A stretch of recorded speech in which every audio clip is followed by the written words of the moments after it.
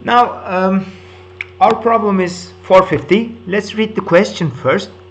A force of F6I minus 2J plus 1K kilonewtons produces a moment of MO, possibly a moment with respect to point O, 4I plus 5J minus 14K kilonewton meters about the origin of coordinates, point O. If the force acts at point having an x coordinate of x is equal to 1 meters, determine the y and z coordinates. Okay, so we are asked for the position vector. If we find the relative position vector, or position vector, not relative, in fact, position vector, we can calculate the y and z coordinates then. So the resultant moment is given to us, and the force is given to us as well. So let's see the question. Let's solve it. First, we write the force. It is 6I minus 2J plus 1K vector. Yes. Now next, the position vector. It is 1I plus YJ plus ZK. We don't know the Y and we don't know the Z value.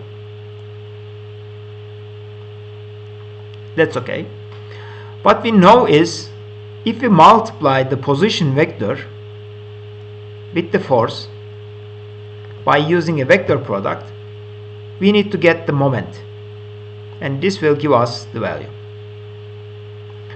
Now the point is this.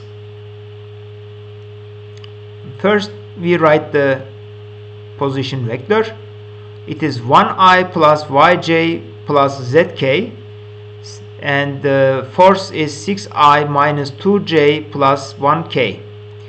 If we multiply I with I, it is 0. If we multiply I with J, it is positive Z axis, so plus K. But we have another negative sign here, so this makes minus 2K. I'm talking about this multiplication now.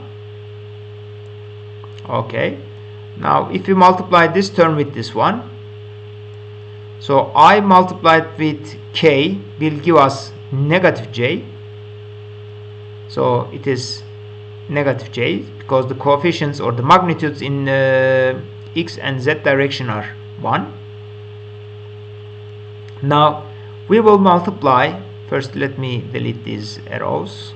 Okay. Now next, I will multiply the J component, or the component of the position vector in Y coordinates, with the X component of the force. Okay, J multiplied with I will give us negative K, so it is minus 6Y. Multiplying J with J is 0. Multiplying J with K is positive, is the resulting vector is in positive x-axis, so it is positive I. So I have Y here, I have 1 here. As a result, it is YI. Okay. Now next is multiplying the third term. So I have here the K component. Z multiplied by 6 is 6Z. K multiplied by I is positive J vector. It is 6ZJ. ZK multiplied by K multiplied by J vector is So you put your elbow on the z-axis and you curl your fingers towards y. As a result, it will show you negative. So I'm talking about this multiplication now. So negative x-axis, and as a result, z multiplied by 2 will give you positive 2i. Okay, now we did the vector multiplication. Now let's sum up the coefficients. In fact,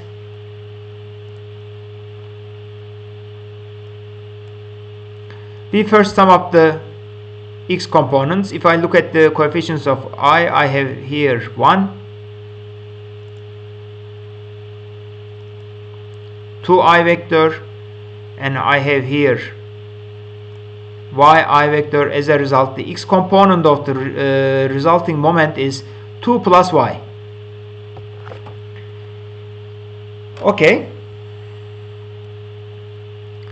Now let's look at the j components. So I have here 1 minus, and I have here 6z. As a result, the y component of the moment is 6z minus 1. Now let's look at the z component. In z direction, I have minus 2 here, and I have 6y here. So it is minus 6y minus 2k vector.